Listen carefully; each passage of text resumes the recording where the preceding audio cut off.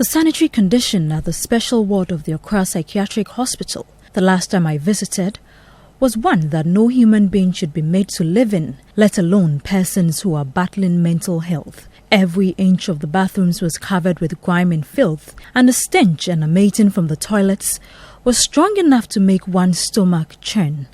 The situation at the wards was no different.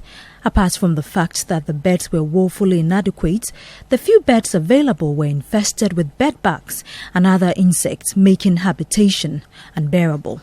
Authorities at the facility admitted that even though they were aware conditions there were inhumane, they were financially constrained. In fact, director of the facility, Dr. Pinamana Pao, said the hospital was run predominantly on the benevolence of people. They indicated that several appeals have been made for financial assistance to renovate the special ward.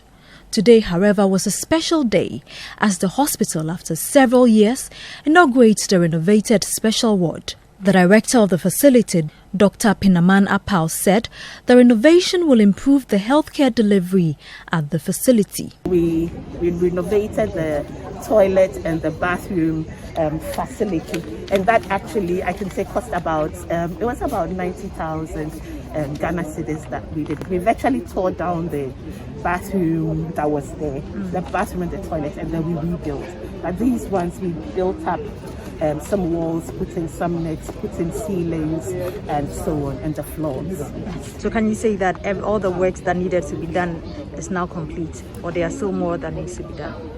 Well, I would say that there are still more that we can do for the ward. Unfortunately, you would realize that because the infrastructure was quite old, there was so much that you could do to it. Actually, it was even breaking them down, people sustained injuries and so on. I mean, widening the doors and so on.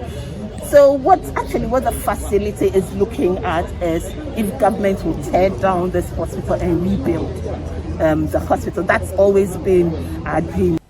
The Chief Executive Officer of the Mental Health Authority, Dr. Akwesio Say, who was there to grace the occasion, also touched on how the facility was managing the COVID-19 situation.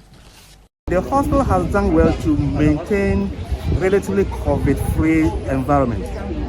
About 2 months ago, we recorded our first case of COVID patient, but that patient came from outside. And whilst on the ward, we detected that she was spiking temperature. So quickly samples were taken and she was positive. So she was taken to a treatment center. She was isolated before being taken to a treatment center. And all her contacts, numbering 120, were tested.